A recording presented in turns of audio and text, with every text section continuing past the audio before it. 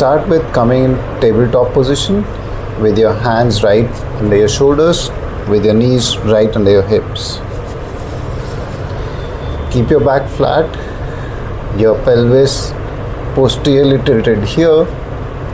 Keep breathing, do not hold your breath. Now keep your toes like this and raise your heels just off the floor. And keep breathing deep.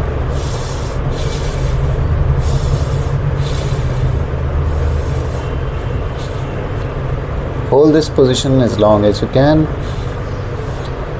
Make sure your back doesn't arch like this. Your pelvis should always be into posterior tilt.